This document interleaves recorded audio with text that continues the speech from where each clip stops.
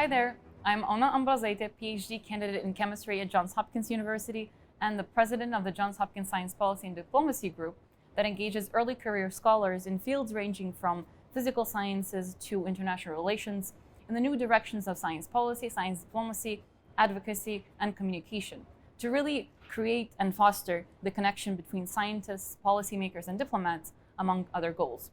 Welcome to the first episode of the On Record Science Policy and Diplomacy Briefing Series that aims to foster the connection between scientists, policymakers, and diplomats, as I mentioned, and really engage diverse guests and learn about their perspectives on the fields of science policy, science diplomacy, how these fields integrate into their line of work, and any insights they may have with regards to scientists working together with policymakers.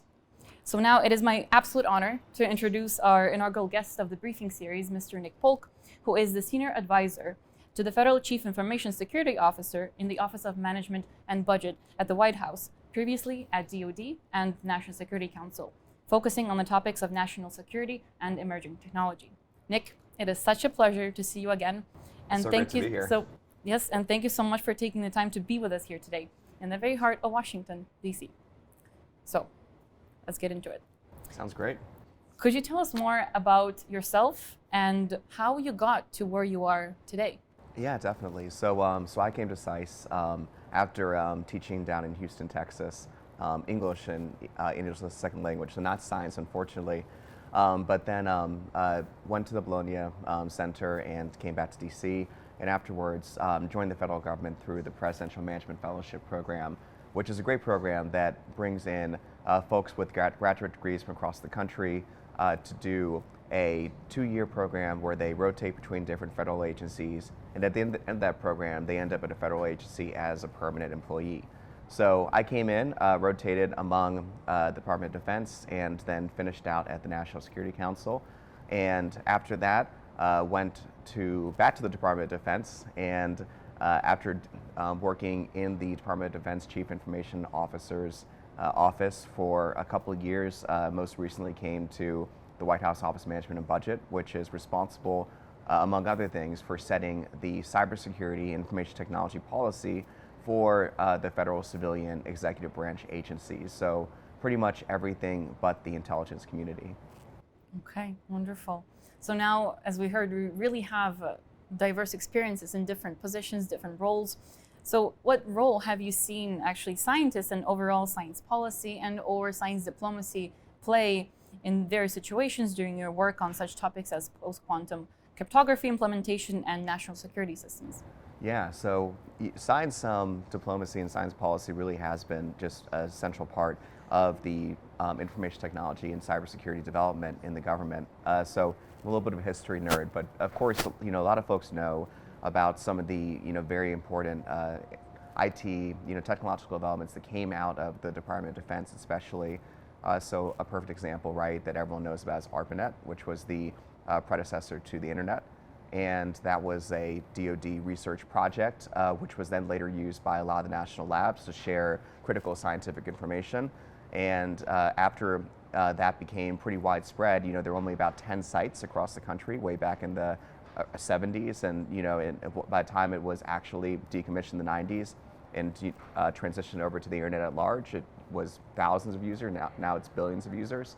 And so that's a great example of a place where we saw a lot of DoD development lead to a very important scientific and technological tool. A couple of other examples are GPS, the Global Positioning System, which was created by DoD for military uses, but then later expanded for civilian purposes. And now it's pretty much indispensable to most of the things we do. And that's also, by the way, timing.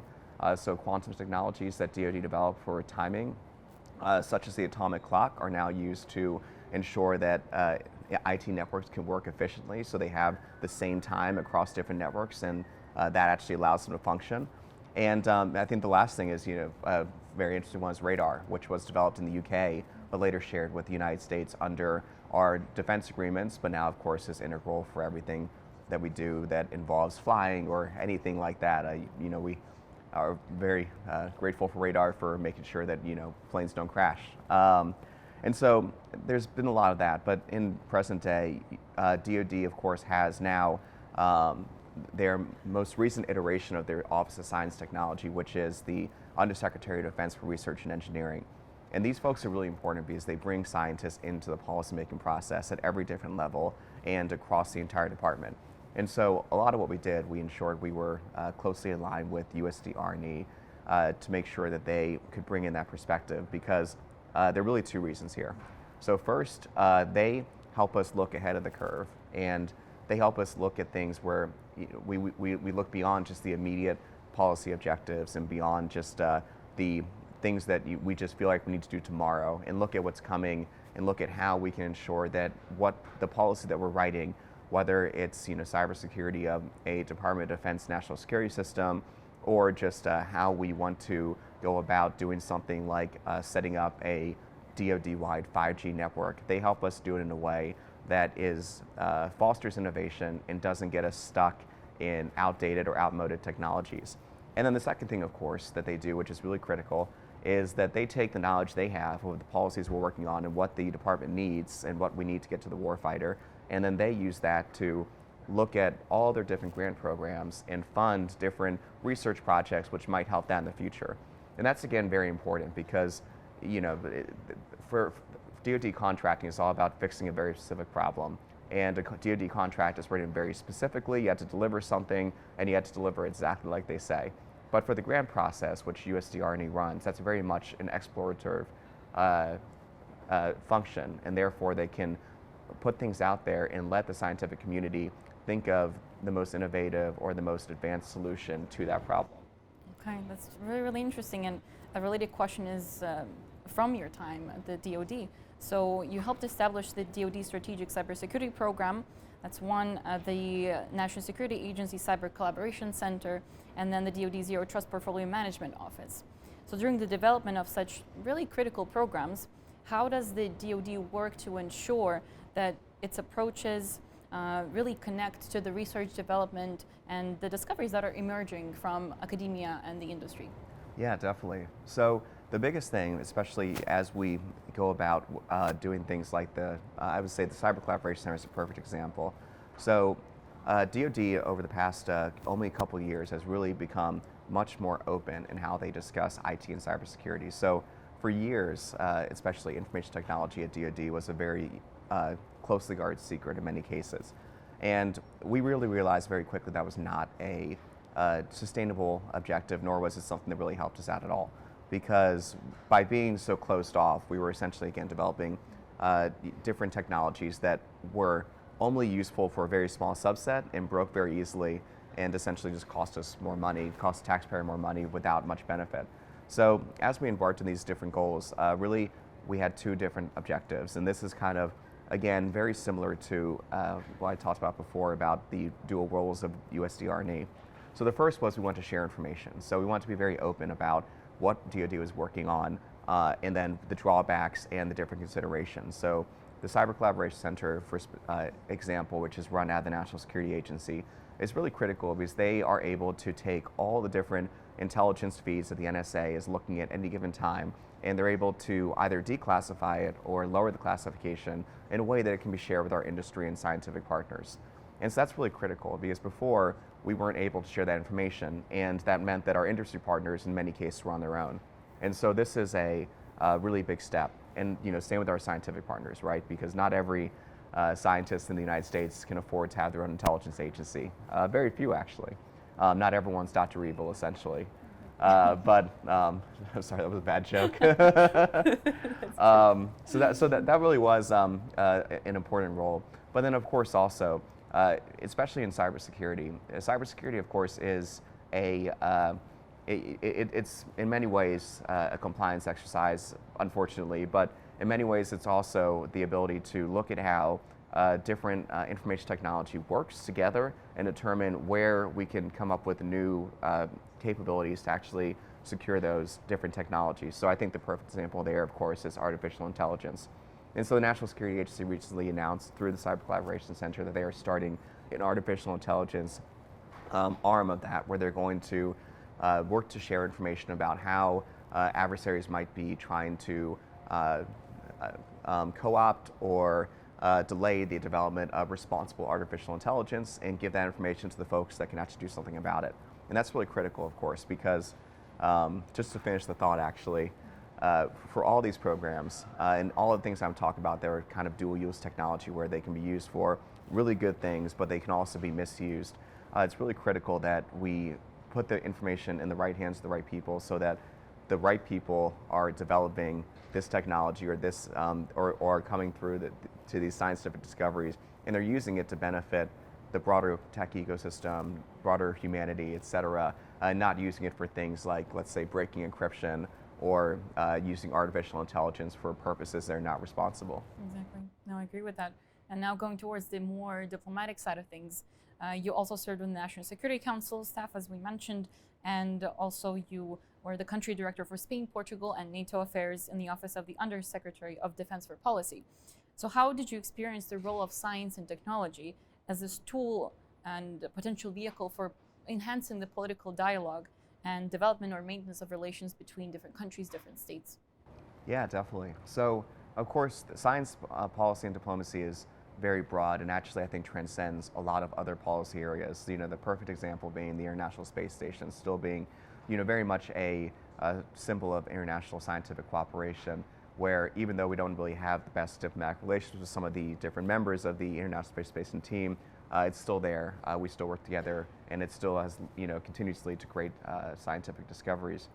But of course, when we do want to engage with countries where we know that we have similar values and similar outcomes for that research and development, the NATO structure is a really good way to do that. So NATO has, of course, their Science Technology Office, which works very closely with the DoD Science Technology Offices as well.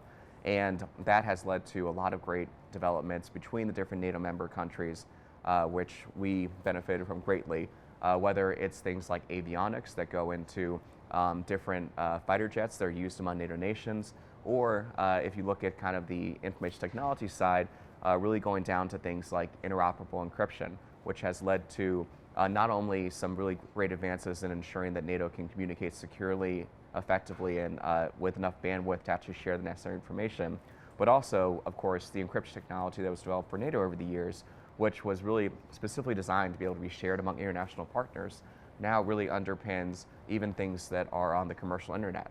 Because if you can share encryption technology with an international partner, you can then use a different flavor of it to give to commercial industry, which can then use it for their own purposes to do things like secure messaging services or your interactions with your bank. So that's really been an essential part of it. And NATO, of course, does show us if there is a NATO member country, it's just much easier for us in DoD to engage that country in a scientific diplomacy work stream because we know that they share the similar values that we have. But I think that even country to country as well, we've seen a lot of great collaboration on that. And just looking at the F-35 alone, which the Joint Strike Fighter, which was developed really for use by both the U.S. and its allies, the different capabilities that went into things such as material science, aerodynamics, you know, again, encryption, the ability to quickly uplink to satellites and use that capability was developed for that specific weapons systems platform, but really has much broader uses which are benefiting all the countries that participated. Definitely. Now, speaking of the NATO military alliance, right? Now the addition of Finland happened, possibly soon Sweden. How do you envision the role of emerging technologies to change, if at all, in the coming years as it pertains to the alliance itself and to the individual members' national security considerations? Yeah, so I think it's a very exciting time, of course, with the NATO expansion going as it is. So, you know, of course, for Finland especially, they've always been a partner of NATO. And to that end, they've always engaged with different NATO offices, including the science technology folks. However, of course, with Finland, Sweden joining, I think the most immediate benefit we're going to see, and this is something that is, you know, a very exciting development, that you know, since Finland especially doesn't really have many warm water ports, I actually don't think, you know, I think that they really might not have more than a couple. The technology that we're going to be able to develop with them in terms of being able to navigate in cold water ports or in ports where it's not necessarily completely thawed year round is going to be pretty substantial. So that's really exciting advancement, and that's really going to be something that benefits the entire lines, but shipping as well. You can really easily tie that to commercial applications where potentially we could enable commerce on different parts of the ocean where are not always passable today by some different shipping vessels. So that's just all speculation, but really a lot of exciting things there. But I think that, of course, just having them in that structure, having them on the same systems, having them able to share information more readily with different member countries is going to be critical. And that's really of course, the foundation of science diplomacy, the ability to share information, share discoveries among different members, because there's no reason to do everything in a vacuum. And every major advancement we've had, as I mentioned, has been done in collaboration with different countries, different partners throughout the world who we share similar values or scientific objectives with. Right, definitely. And speaking of this, connection, collaboration not working in the vacuum, right? We often hear about the need to really strengthen this collaboration connection between scientists, policymakers, and diplomats. And it is crucial, in our opinion, to really make sure science and technology viewpoints get included in these conversations in different circles. So what would be your take on that? And also, how do you think this truly transdisciplinary bridge can be actually made stronger with some concrete actions? Yeah, definitely. So I think the biggest thing, especially for folks that are entering the US government, is ensuring that your science technology office is involved in your policymaking process. As I mentioned before, that's one thing really at DoD where I was very cautious to ensure that every week or every other week I had a regular engagement with the folks in our Undersecretary of Defense Research Engineering office, just to make sure that we knew what they were working on, they know what we were working on, and we figure out where we could actually mix that collaboration together. Because you never really know, what's going to come next, what the next policy directive is going to be. It's a big government, and so it's good to keep that collaboration going. And that's something where I strongly recommend that folks, when you get to whatever agency you work for, if you're entering the United States government or whatever your home country government has, wherever their science technology folks are, you go and find them. You seek them out, you regularly engage with them because they are really critical partners. And this is really something where a lot of times, again, folks will think that they don't really need to engage with the scientific community, that the scientific community will find them, that what they're doing is not really innovative, so they're pretty good. But that really shouldn't be the case. You don't really know what you're going to find out until you go and talk to them. That's something where I found out many times throughout my time at DoD, especially that when I went and talked to the scientists in the room, that they actually had some really innovative and interesting ways to think through the problems that I thought I was alone thinking about. Definitely. And now, speaking of this, understanding that you can actually have conversations with these people who you might not talk to often, whether you're a scientist now interested in diplomacy, policy, or vice versa. And the last question is, during the episode today, is how do you think early career scholars could engage more in the fields of science policy, science diplomacy, and at the intersection really of the two? Yeah, definitely. So I think there are several things here. So I'm gonna do a really nerdy first one, which is something I didn't think about until very recently in my current role, that I think that is really important. But if you look at all the requests for public comment the U.S. government puts out, like at regulations.gov, this is, again, I know, very nerdy, but the U.S. government will take many of its most controversial, most difficult, or topics that have the most public interest and put them out for public comment. And if you, even as an individual person, you can respond to those requests for public comment and really have your voice heard in the process, whether it's, again, for information technology, cybersecurity, science technology policy, but really looking ahead and seeing all those different opportunities for that comment is really essential. And even if you're at an internship at SAIS or you just graduate from SAIS and just enter an organization, if you can convince your organization to go and provide your comments under their heading, it can even provide more weight, and you can actually kind of do two birds, one stone, which is you can make yourself look good to your boss and participate in the scientific process. So I think that's the first thing. The second thing is a little bit twofold, and I always encourage folks to think of this, especially for the U.S. government. So we have a big government, of course. So you don't want to just look at the typical usual suspects when you're trying to find a job, especially if you're interested in science diplomacy. So for example, if you're okay with leaving DC, the national labs are a critical node in our scientific structure in the United States, and they actually do have, each one of them, international programs. So if you consider the national labs and you consider going out to places like Idaho or Livermore, where they have a really wonderful winery, by the way, Berkeley, Oak Ridge, Tennessee, you can really get involved in international diplomacy from those national labs. And you might think, oh, well, I can only do diplomacy at the State Department. That's just really not the case. There are even other parts of the Department of Energy that do a lot of international diplomacy as well, where you can share information. The National Nuclear Security Administration is a perfect example, where they do a lot to work with our partners that have similar values to share responsible nuclear technology for things like civilian-powered generation. And again, maybe it's not the State Department, but NNSA has a very robust international arm, and that's definitely something I encourage folks to consider. So think beyond the usual suspect, think beyond the State Department, think beyond even just the typical science technology offices in each of the agencies, which are a great place to start, but maybe they don't always have openings, and think through all the different opportunities that you have to really engage in scientific diplomacy across the different agencies. Mm-hmm. Thank you, Nick, for that. Yeah. So that wraps it up, actually, our conversation for today. So Nick, on behalf of the entire Johns Hopkins Science Policy and Diplomacy Group, thank you so much for the comments, the insights, and really, we look forward to seeing you again in all of our initiatives. And really, thank you for taking the time to join us here today. No, thanks so much for having me, and it's really great to be here, and thank you for all the great work that you guys are doing. Absolutely. And also, thank you to everyone for tuning into our inaugural On Record Science Policy and Diplomacy Briefing Series. All the best, and stay tuned.